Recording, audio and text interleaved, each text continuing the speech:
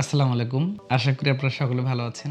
একটা পিসি বিল্ডের আইডিয়া দিয়ে দেই। এই ঈদে যারা হয়তো পিসি বিল্ড করবেন তাদের জন্য এটা একটা আইডিয়া হতে পারে। এখানে প্রাইসটা অনেকটা কম বেশি হতে পারে। তবে আমাদের কাছে যে পর্যন্ত স্টকগুলো আছে ততদিন পর্যন্ত আমরা প্রাইসটা ঠিক রাখার চেষ্টা করব ইনশাআল্লাহ। তো আজকের এই পিসিটা বিল্ড করতে যে মোটামুটি খরচ হবে ১,৪৪,০০০ টাকার আশেপাশে। বাজেটটা অনেক বড়। এখানে আপনি আর কিছু টাকা বাড়িয়ে আরো ভালো করতে পারেন। সেটা আমি শেষে বলবো। আমার মনে হয় এই ভিডিওটা যদি প্রথম থেকে শেষ পর্যন্ত দেখেন তাহলে আপনি এই বাজেটের মধ্যে একটা সবচেয়ে ভালো পিসি বিল্ড করতে পারবেন। সেই সাথে আর কাস্টমাইজ করতে পারেন, কম বেশি করতে পারেন। কোথায় কোথায় খরচ মিস হয়ে যাচ্ছে, কোথায় কোথায় খরচ বেশি হয়ে যাচ্ছে, কোথায় ভুল হচ্ছে, কোথায় সঠিক হচ্ছে, সব আমি আলোচনা করব। চলেন শুরু করা যাক।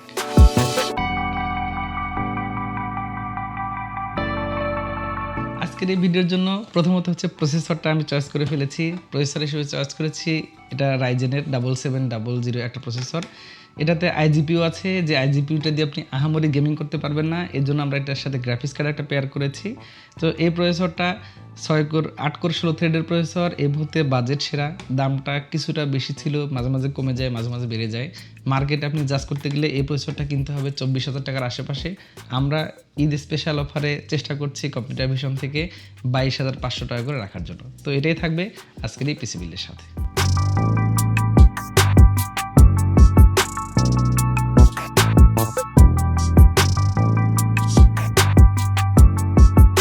এই পিসিটাতে আমরা একটা মাদারবোর্ড পছন্দ করেছি। এটা হচ্ছে MSI এর Pro 650 M-P, একটা অথেন্টিক মাদারবোর্ড।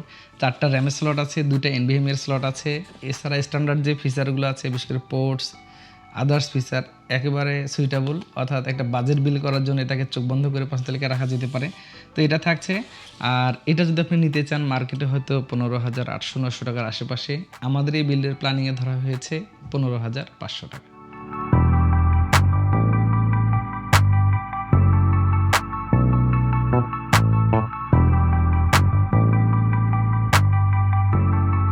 $1,43,500 টাকার এই পিসি বিল্ডের সাথে একটা ভালো এনভিএমই অবশ্যই দেওয়া উচিত। রিড স্পিড যেন অনেক বেশি হয়। তো আমি সেটাই চয়েস করেছি। এটা হচ্ছে কিং ব্যাংকের 7400-6500 রিড স্পিড আছে। এটা বাজেট সেরা হতে পারে।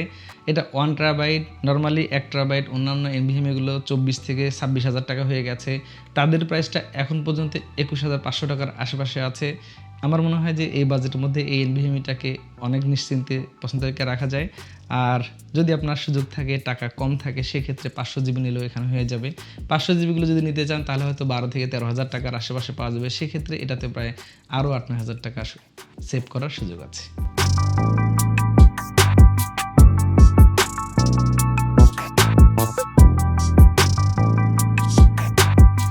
র্যামের বাজারে আগুন লাগার পর থেকে এখন DDR5 র্যামের দিকে তাকানো খুবই মুশকিল হয়ে গেছে। তো আমরা একটা র্যাম ধরেছি এখানে। এটা হচ্ছে নিওফর্জার 8GB 5200 মেগাহার্টজ র্যাম। এছাড়াও মার্কেটে আরও অনেক ব্র্যান্ড আছে, সেগুলো হয়তো দামটা কিছুটা বেশি কম এরকম হতে পারে। এটা প্রোডাক্ট লাইফ টাইম ওয়ারেন্টি আছে। এই র্যামটা মোটামুটি 14,000 সামথিং এর আশেপাশে পাওয়া যাচ্ছে প্রোডাক্ট লাইফ টাইম ওয়ারেন্টিতে। এটা একটা খুবই সেরা র্যাম, মেড ইন তাইওয়ান নাম শুনলে অনেকেই ফিদা হয়ে যান। সো তাদের জন্য এটা। এছাড়াও অন্যান্য যে ব্র্যান্ডের র্যামগুলো আছে সেগুলোর প্রাইসও এরকম কাছাকাছি। আমার মনে হয় বাজেটের মধ্যে এটাকে প্রস্তাবিকা রাখা যায়।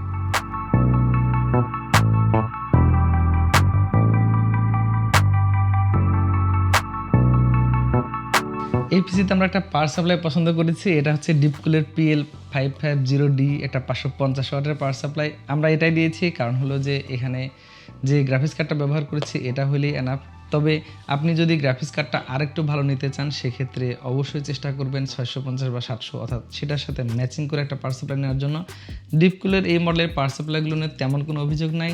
আমার মনে হয় যে এই বিল্ডের সাথে এটাও একটা চয়েজেবল হতে পারে আপনার জন্য।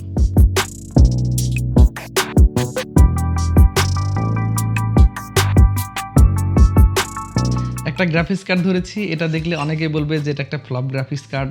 এই মুহূর্তে আসলে এর চাইতে বাজেট কমানোর কোনো রাস্তা ছিল না। নর্মালি আপনি যদি এই কার্ডটা নিতে চাইতেন আজ থেকে 1-1.5 মাস আগেও, তখন এই কার্ডটার প্রাইস ছিল 30,000 থেকে 35,000 টাকার মধ্যে। সম্প্রতি এই কার্ডটা 42,000 পার হয়ে গেছে। তো আমার মনে হয় যে যেহেতু প্রাইসগুলো অনেক আপ হয়ে গেছে সেক্ষেত্রে আপাতত এটা নিয়ে চালান। এছাড়া যদি আপনার মনে হয় যে আপনার আরও কিছুটা বাজেট বেশি আছে সেক্ষেত্রে আপনি মিনিমাম 50-60 টাইপের একটা কার্ড নিতে পারেন। তাতে করে এটা বেশ ভালো, আরও ম্যাচিং হবে, ভালো পারফরমেন্স পাওয়া যাবে। সেক্ষেত্রে হয়তো 55,000 টাকার আশেপাশে সেটাতে খরচ করতে হতে পারে।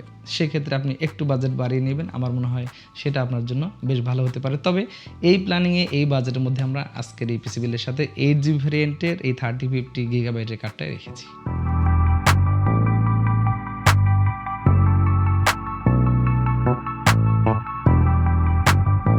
শুরুতে যেহেতু বলেছি একটা কমপ্লিট পিসি বিল্ড, সো এই জন্য একটা আমি মনিটর রেখেছি এখানে। এটা হচ্ছে এইচপির M22F, একটা ন্যাশনাল মনিটর। এটা নিয়ে কারো কোনো অভিযোগ নাই, কাজ করে মজা পাওয়া যায়, দেখতে ভালো লাগে। তবে বাজারটা তুলনামূলক বেশি, 15,000 টাকা পার হয়ে গেছে। তো যাই হোক, কিছু করার নাই, এই মনিটরটা নিতে পারেন আপনার পছন্দ তালিকায়। কাজ নিয়ে সব কিছু নিয়ে একবারে নিশ্চিন্তে থাকতে পারবেন। এরপর আমরা একটা কেসিং রেখেছি, এটা হচ্ছে অ্যাপটেকের C271, একটা কার্ভ কেসিং। এই সামনে এই চার্জ টাইপের একটা গ্লাস আছে, এটা কার্ভ করা, এটা অ্যাকচুয়ালি গ্লাস না, এই অংশটা গ্লাস আছে। সো এই মনিটর থাকবে একটা হোয়াইট ভ্যারিয়েন্টের মনিটর। আর মোটামুটি যে কার্ডটা লাগাবো অথবা যে মাদারবোর্ডটা আমরা ব্যবহার করব, মোটামুটি কেবল ম্যানেজমেন্টের জন্য পর্যাপ্ত জায়গা আছে প্রয়োজন মোতাবেক। সো আমার মনে হয় যে এটা একটা বাজেটের মধ্যে সেরা হতে পারে, 4,000 টাকার আশেপাশে পাওয়া যায়। এছাড়াও আপনি চাইলে আরও কিছু মার্কেটে কেসিং আছে, সেগুলোতে আপনি 1,500 টাকা বা 1,000 টাকার মতো খরচ সেভ করতে পারেন। আপনি চাইলে সেগুলো নিতে পারবেন আমাদের কাছ থেকে। একটা বাজেট ফ্রেন্ডলি কিবোর্ড মাউস থাকবে, এটা হচ্ছে TLF-এর TF100 মডেল। কিবোর্ডটা দেখতে বেশ ভালো লাগে, ডিফারেন্ট একটা কালার, ডিফারেন্ট একটা লুক আছে এটাতে। তো আমার মনে হয় এটা নেওয়া যেতে পারে। 1500 থেকে 1700 টাকার আশেপাশে আপনি মার্কেটে পেয়ে যাবেন, তবে এই ভিডিওর সাথে আমাদের ধরা আছে 1500 টাকা। এগুলো ছিল মোটামুটি কম্পোনেন্ট, কিবোর্ড মাউস সহ মনিটর কেসিং কমপ্লিট। এই পিসিটাতে মোটামুটি খরচ হবে 1,43,500 টাকা। বাজেটটা কিন্তু অনেক বেশি। এর আগে এই পিসিটা 1 লাখের নিচে করা যেত, এখন আর কিচ্ছু করার নাই, প্রাইসগুলো বেড়ে যাওয়ায় সকলকে বেশি দামে কিনতে হচ্ছে। এখন আমরা একটু আলোচনা করি যে এখানে কোথায় কোথায় ভুল হলো এবং কী ধরনের নিলে আরও বেটার হতো। প্রথমত আমাদের প্রসেসর এবং মাদারবোর্ডের কম্বিনেশনটা একেবারে বেটার আছে, এখানে কোনো কস্ট কাট করার প্রয়োজন নাই। এখন কোথায় কস্ট কাট করতে পারি? প্রথমত আমরা এখানে দেখি এসএসডিটা আপনি চাইলে যদি একটু বাজেট কম থাকে, সেক্ষেত্রে আমি শুরুতেই বলেছিলাম যে 500 জিবি নিয়ে নিন, তাতে করে প্রায় 8-9 হাজার টাকা সেভ হয়ে যাবে।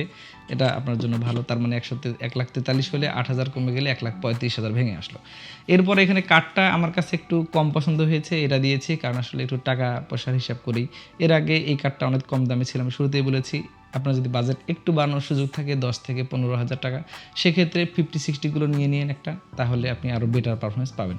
50-60 যদি আপনি কার্ড নেন, তাহলে অবশ্যই আপনাকে পাওয়ার সাপ্লাইটা আরও আপডেট করতে হতে পারে।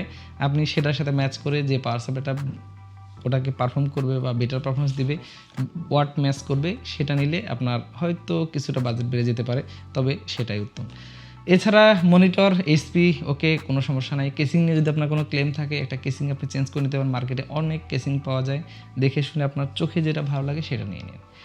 তো আমার মনে হয় যে এভাবে আপনি কিছুটা কম খরচেও করতে পারেন, অর্থাৎ এই ভিজিটাতে কস্ট কাট করে আপনি হয়তো 1,30,000-32,000 করতে পারেন। আবার যদি বাজেট বানানোর সুযোগ থাকে 1.5 লাখ 2 লাখও আপনি খরচ করতে পারেন।